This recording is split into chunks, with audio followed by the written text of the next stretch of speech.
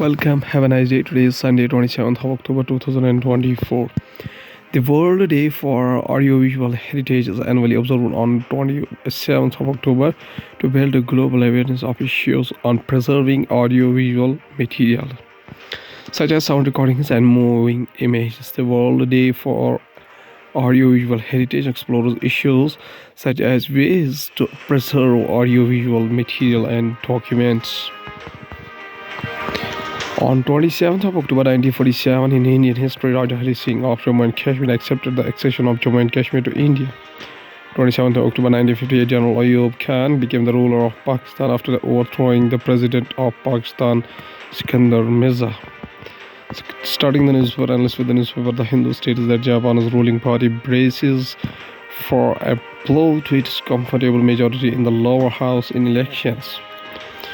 Japan's Prime Minister Shigeru Ishiba, leader of the Liberal Democratic Party, arrives for campaign for the upcoming general elections in Tokyo, Japan on Saturday.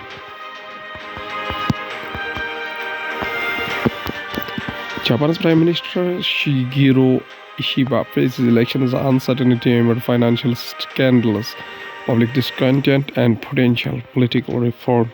Japanese Prime Minister Shigeru Ishiba's conservative ruling party braced for a blow to its comfortable majority in the lower house of the parliament in Sunday, October 27, 2024 elections, and aimed public rage over the party's financial scandals and discontent over a stagnant economy. The results could weaken Ishiba's grip on power, possibly be leading Japan into the political uncertainty, though a change of government was not expected.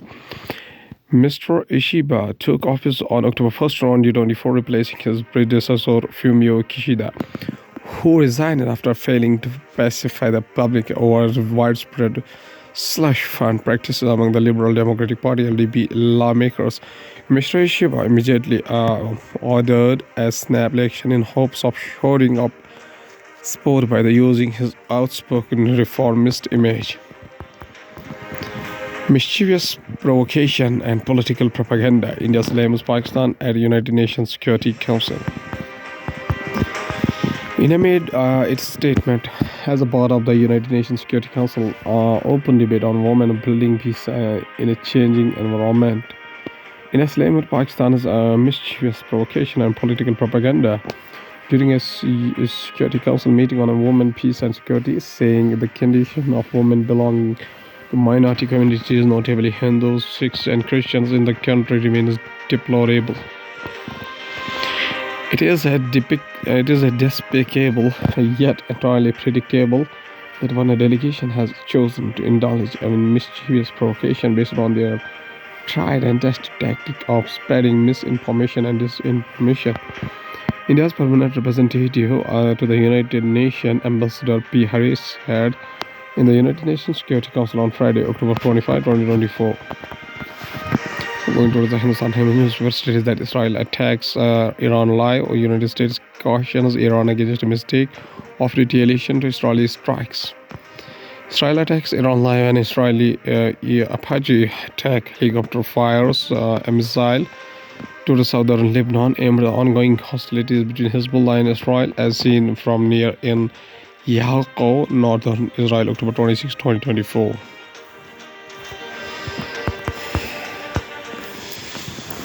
Israel attacks Iran live. Updated Israeli forces early on Saturday conducted precise strikes on military targets in Iran in retaliation for ballistic missile assault by the later on October 1st, officials told the news agency Associated Press. In a statement released by the Israeli military, it said the regime in Iran and its proxies in the region have been relentlessly attacking Israel since October 7.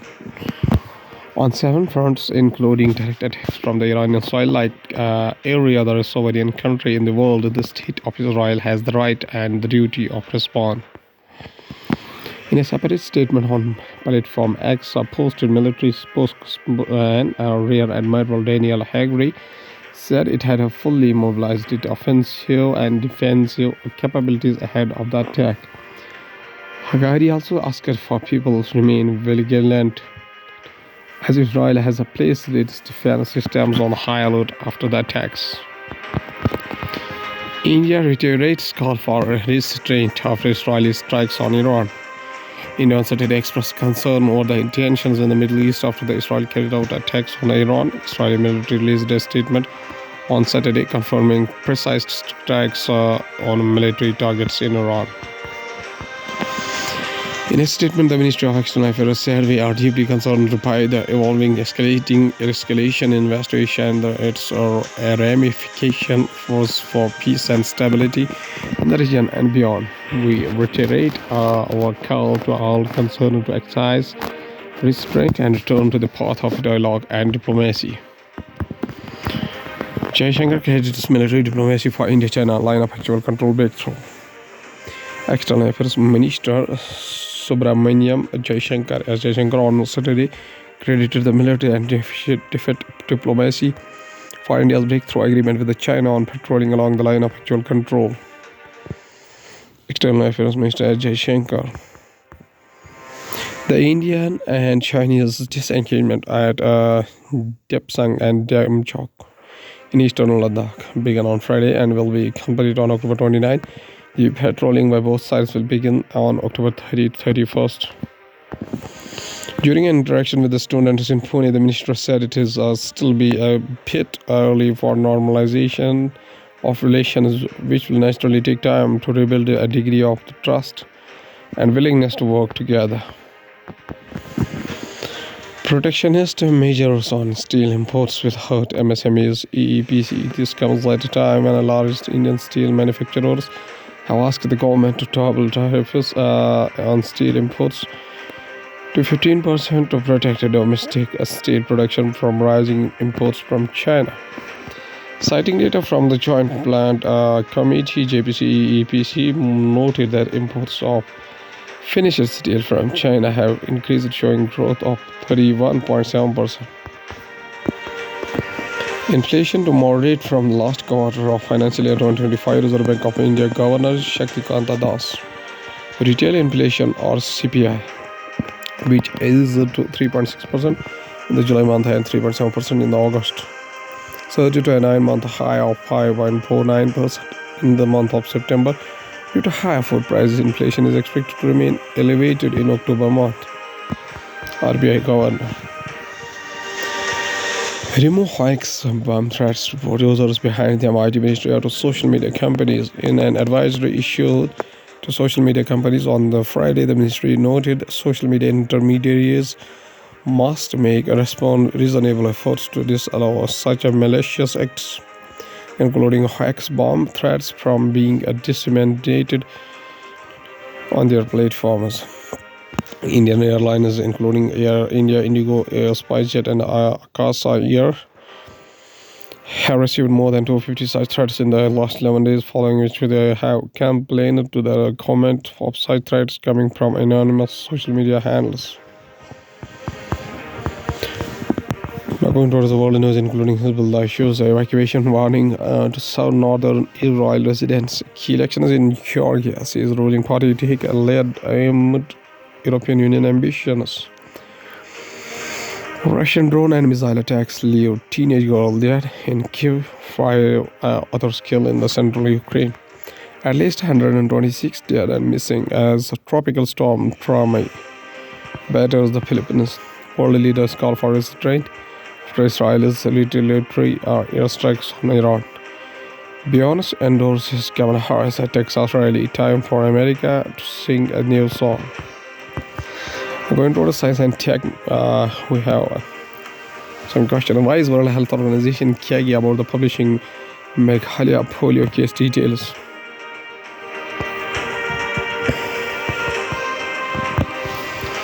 Despite knowing the results of the case on August 12 and the follow-up results of the child's immunological profile and virus circulation in the community before mid-month of September, World Health Organization has published news. If India's health ministry and the Meghalaya state government have till date refused to reveal all the details of the polio case in the 2-year-old boy in the Meghalaya's West Garo Hills, District who was found with the symptoms of polio in the first week of the August this year. World Health Organization too has been cagey about making any kind of official announcement of the case till now. $25 million pandemic fund aims to curb zoonotic disease. Indian Animal Husbandry Minister Rajir Ranjan Singh announces the G20 pandemic fund on October 25, 2024.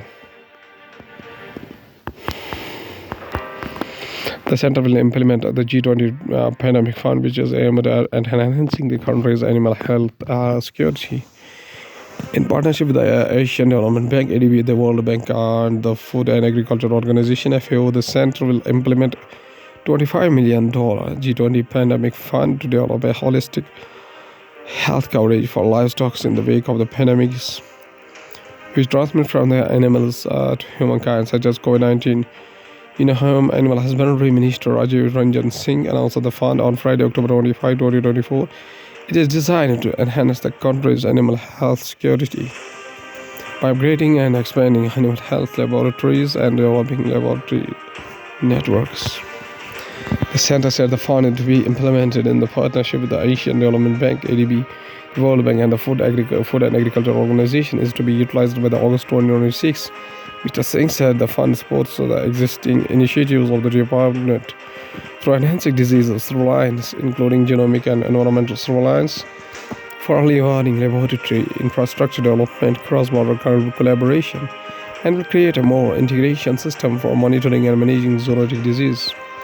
Secretary of the Ministry, Alaka Upadhyaya, said the fund was designed to bolster animal health security, and the initiative for pandemic preparedness and response marked a very significant step toward building a resilient framework to safeguard the country from zoonotic disease. What does H5N1 in cattle human potent? There has been no documented human-to-human transmission of virus so far. Human infections from the outbreak in the cattle were first noted as early as April 2024 in Texas. Since then, 26 cases have been reported in the California, Colorado, Michigan, Missouri, and Texas. The emergence of new clade of avian influenza H5N1 2.3.4.4b in the late 2020 has led to a swift and a widespread global outbreak carried by migratory birds. Since then, a highly contagious clade has spread quickly across the world, causing widespread mortality among birds. The outbreak is estimated to have killed millions of birds, and the virus has infected over 200 mammalian species, including humans.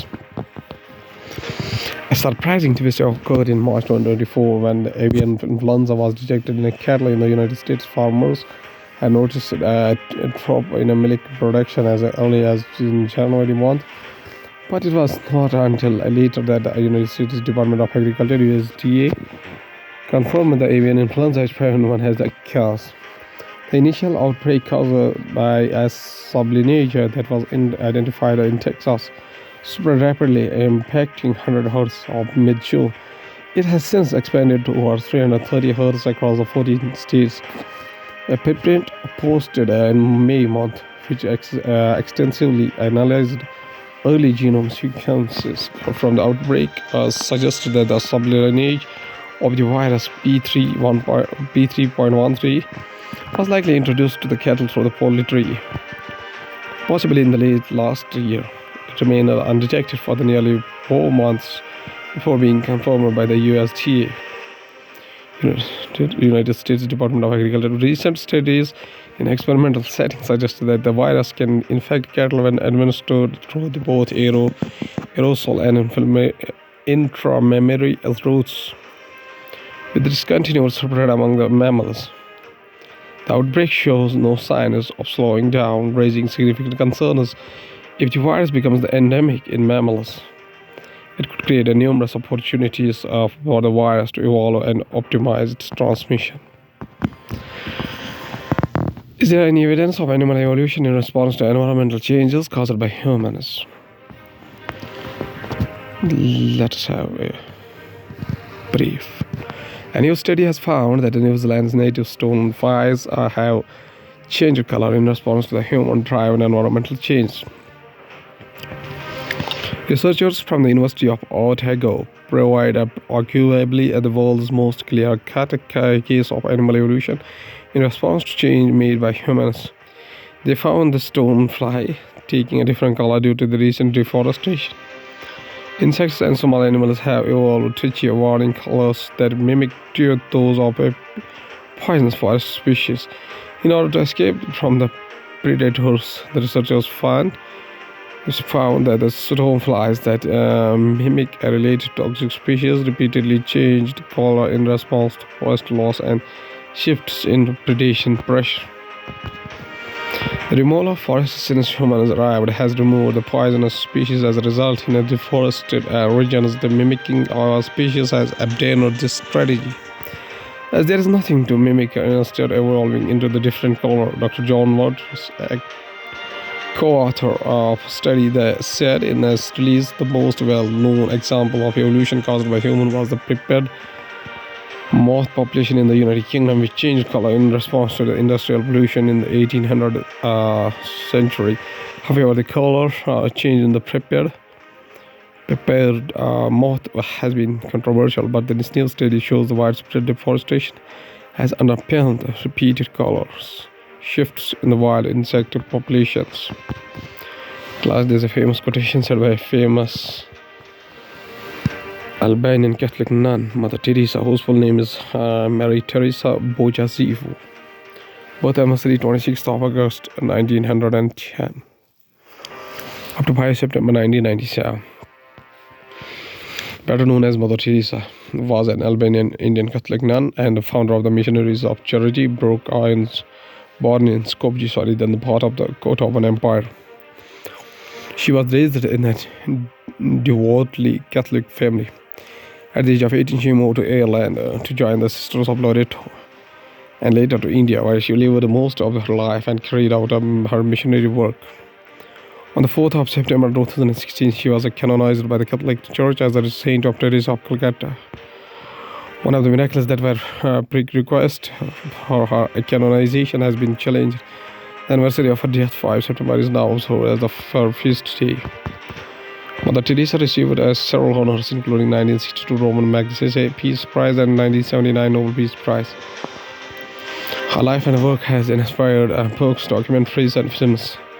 Authorized biography written in Vinchal was published in 1992. And on 6th of September 2007, she was named a co-patron of the Roman Catholic Archdiocese of Calcutta alongside St. Francis Xavier. However, she was also a controversial figure, drawing criticism for her staunch opposition to abortion, divorce, and contraception, as well as the poor condition and lack of medical care or pain relief in her house for the die. Mother Teresa says a very famous quotation. She says that a sacrifice to be real must cost, must hurt, and must empty ourselves. Give yourself fully to God.